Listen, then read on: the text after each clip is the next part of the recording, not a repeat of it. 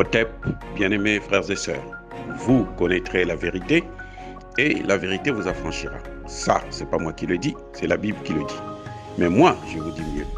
Vous connaîtrez la vérité historique, notamment celle de vos ancêtres kémites, et vous aurez une vision globale de ce que c'est que la vraie souveraineté politique.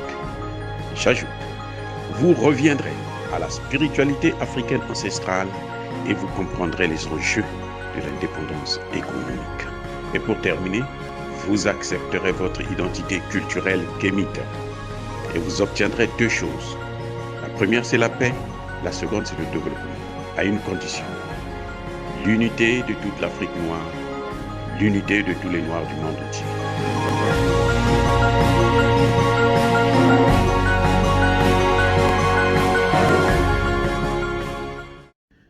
Otep à tous, bienvenue sur la chaîne des panafricanistes par essence, par conviction et par excellence. Celle des citoyens kémites par nécessité et obligation de combat.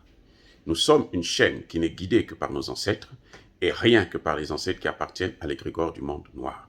Par conséquent, nous ne croyons en aucun Dieu venu de l'étranger. Toutefois, cette vidéo n'est aucunement destinée à inciter à la haine ou à la violence, car nous menons un combat qui est d'abord et avant tout spirituel, ensuite il est politique, géopolitique et géostratégique, contre l'impérialisme, le colonialisme, le néocolonialisme et l'endocoloniat. Sur la base du principe fondamental que nous avons reçu de nos ancêtres kémites, qui est celui de la Mahat, c'est-à-dire vérité et justice. Vous êtes donc en droit de connaître la vérité. Et nous avons l'obligation de vous dire la vérité et rien que la vérité, afin que justice soit rendue à l'Afrique. Voici notre modeste contribution dans cette noble lutte en faveur de la souveraineté, la dignité et l'unité africaine. Et ça, c'est ce qu'on appelle le panafricanisme. Bien-aimés frères et sœurs, je veux vous montrer une photo. Je vous demande de bien regarder cette photo, de bien la visualiser, de bien observer cette photo. Vous allez constater un certain nombre d'éléments que nous allons analyser par la suite. Cette photo, je l'ai prise sur une émission qu'on appelle La Matinale, une émission congolaise. Et celui que vous allez voir, c'est le Premier ministre congolais, qui est bien assis confortablement sur une table. Et à sa gauche, vous allez voir 3 journalistes assis pour interviewer le Premier ministre. Voilà, donc je vous laisse donc le temps de regarder la photo et après nous allons en parler. Merci. J'espère que vous avez essayé de prendre du temps pour regarder cette photo. Alors, nous allons parler du décor. Dans cette émission, le journaliste a parlé de l'arrogance. Mais il a parlé du fond du problème. Moi, je vais vous parler de la forme seulement. Donc, de cet environnement dans lequel le Premier ministre se fait interviewer par ses frères et sœurs congolais, ses homologues, ses parents. Regardez bien là où le Premier ministre est assis. D'abord, la salle. Visiblement, ce n'est pas le bureau du Premier ministre. C'est un bureau qu'on a choisi pour s'entretenir avec le Premier ministre. Et donc, on met le tableau, plutôt le drapeau du Congo, ce qui est tout à fait normal. On met quelques symboles de la République, ce qui est tout à fait normal aussi. Mais ce qui est frappant, c'est la différence qu'il y a entre le confort du Premier ministre et le confort des journalistes. Le Premier ministre est assis confortablement sur une belle table, bien décorée, et les journalistes sont assis sur des chaises de fortune. Vous avez l'impression que nous sommes à l'école,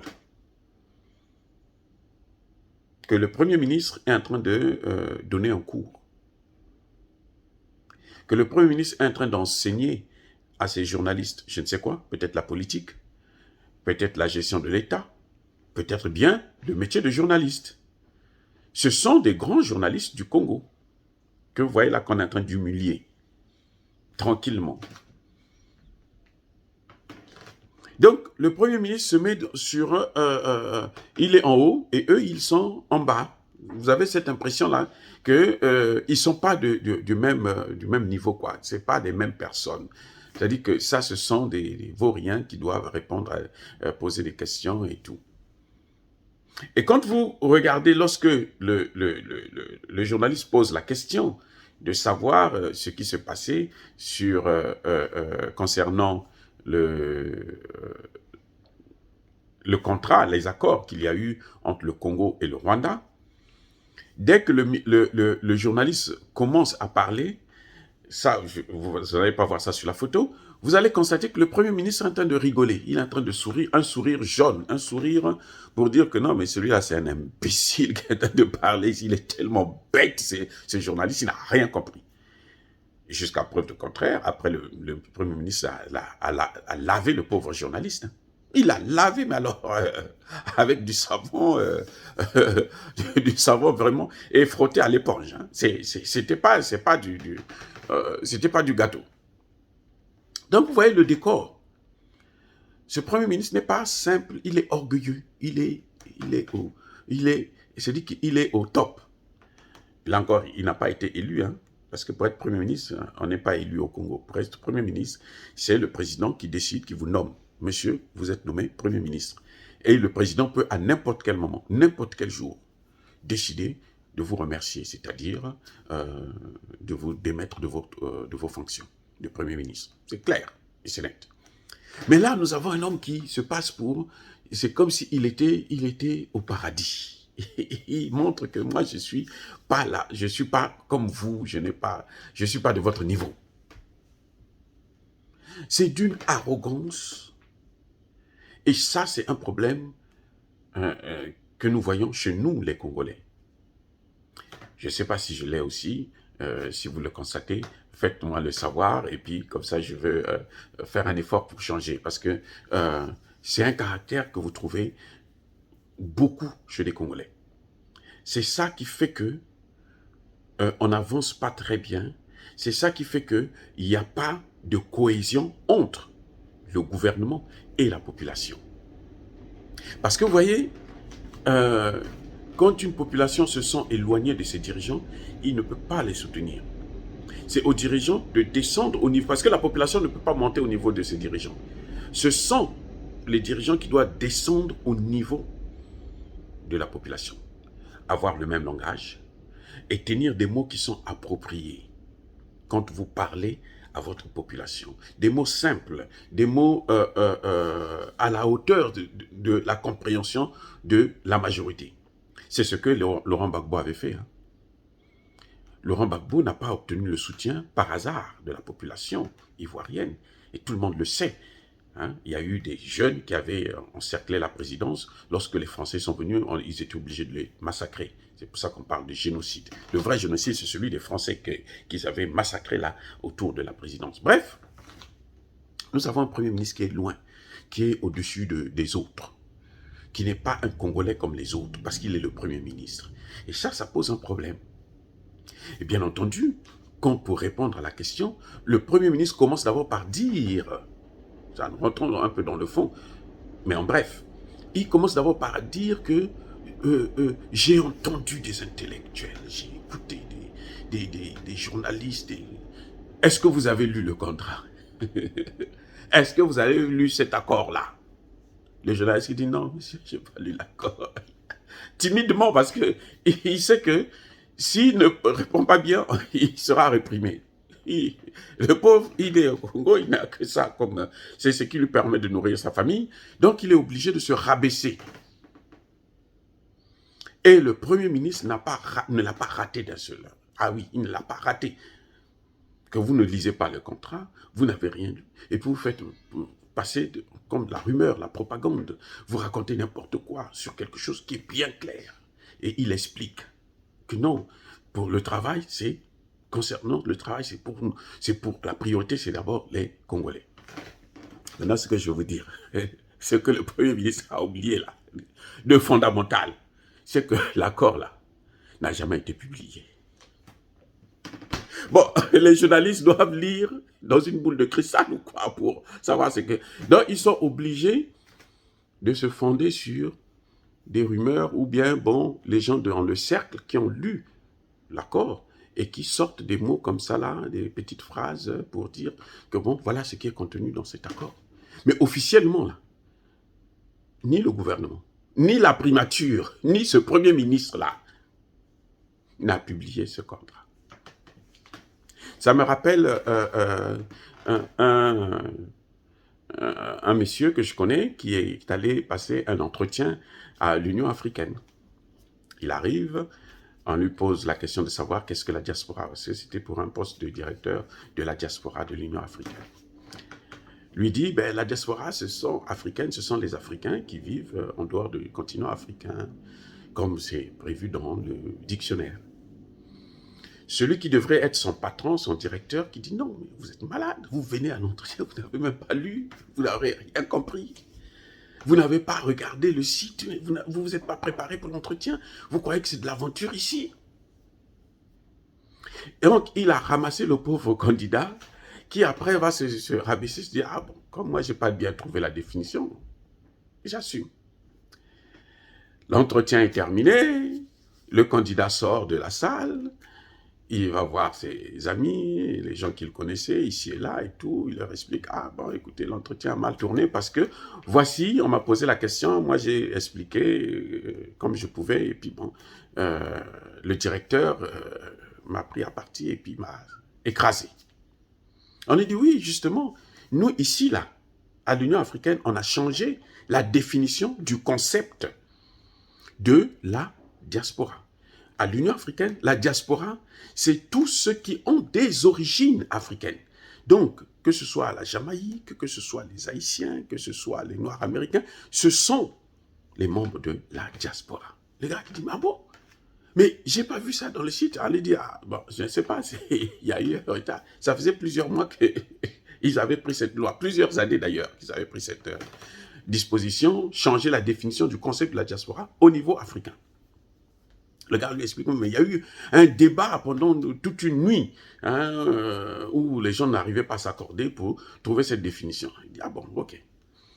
Et quand il sort du bureau lequel on lui a donné l'information, il va voir, il rencontre le directeur en question qu'il avait massacré. Il dit, mais monsieur le directeur, vous savez, vous aviez raison de ce que vous avez dit. Vous aviez vraiment raison. Mais ce qui se passe, c'est quoi? C'est que ce que vous avez dit là, ça n'est pas sur le site. Là, il dit, oh, c'est pas possible. Il dit, oh.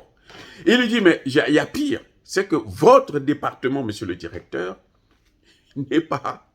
n'existe pas sur le site de l'Union africaine. Le directeur a failli s'affoler. Il dit, non, c'est pas possible, tu es en train de raconter. Il dit, non, je suis un intellectuel comme vous. On va tout de suite là sur n'importe quel ordinateur au bureau et puis je vais vous le démontrer. Le directeur le prend, il va sur l'ordinateur et le gars ouvre le site, il rentre dans le site, il dit, regardez, votre département, ce n'est pas seulement la définition, il dit carrément, votre département n'existe pas.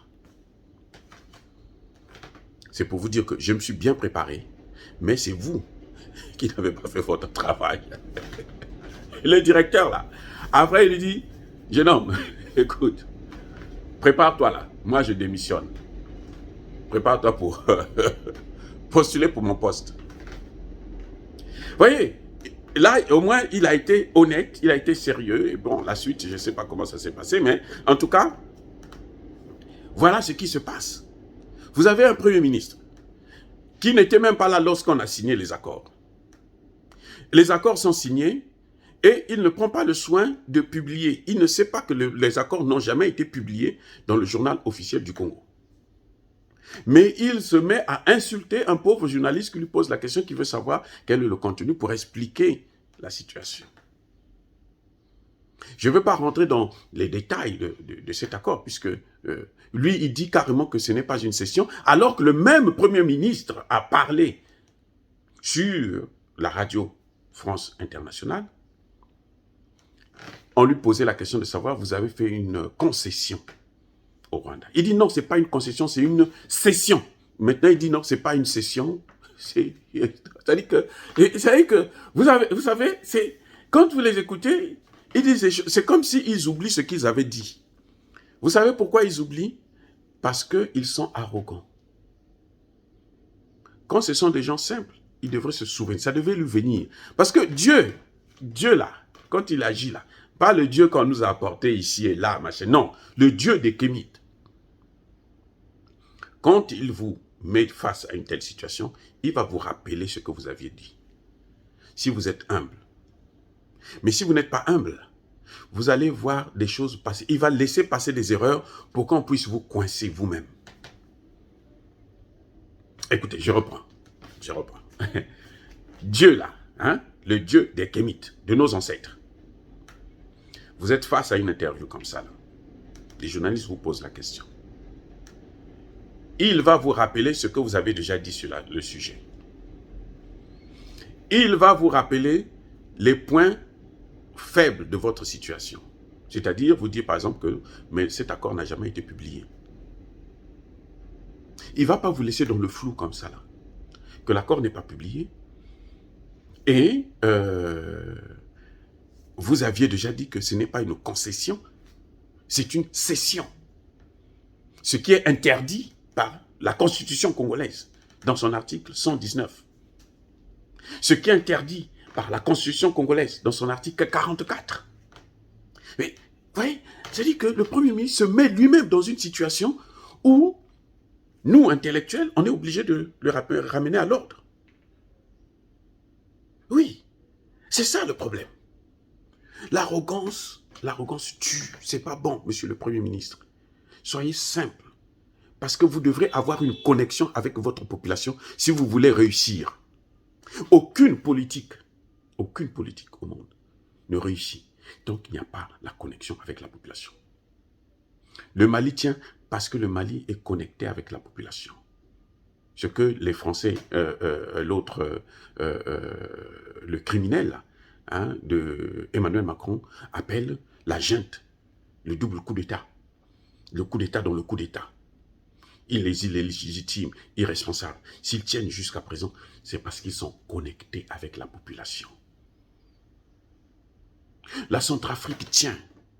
Touadéra est en train de tenir parce qu'il est connecté avec la population. Parce que lorsque vous êtes connecté avec votre population, vous avez l'esprit de la population, l'esprit de ce pays qui vous accompagne dans tout ce que vous faites, dans tout ce que vous dites et qui vous protège. C'est un secret que je sors là. Et si vous n'avez pas cette connexion-là, vous échouerez dans tout ce que vous ferez. Vous pouvez rester 10 ans, 15 ans, 20 ans, 40 ans, 50 ans. Vous allez échouer.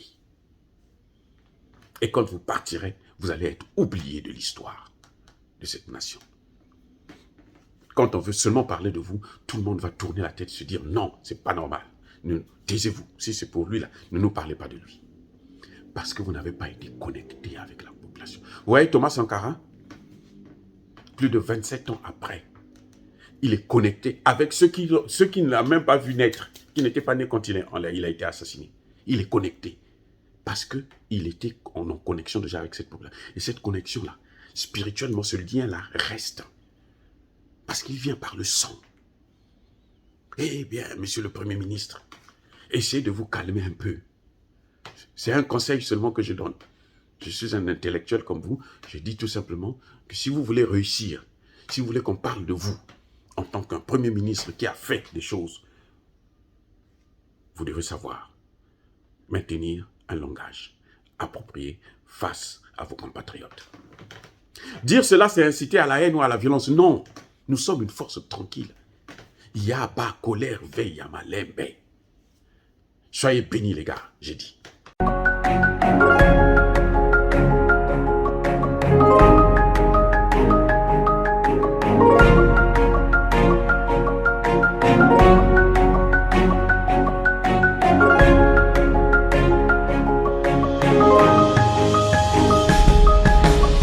Eux, ils marchent par la foi et non par la vue. Mais moi, je vous conseille vivement de marcher par la connaissance scientifique et historique, notamment celle de nos ancêtres kémites, par les 5 sens et par l'intelligence. Hotep, vive l'Afrique éternelle et que Dieu vous bénisse. Abou Apia.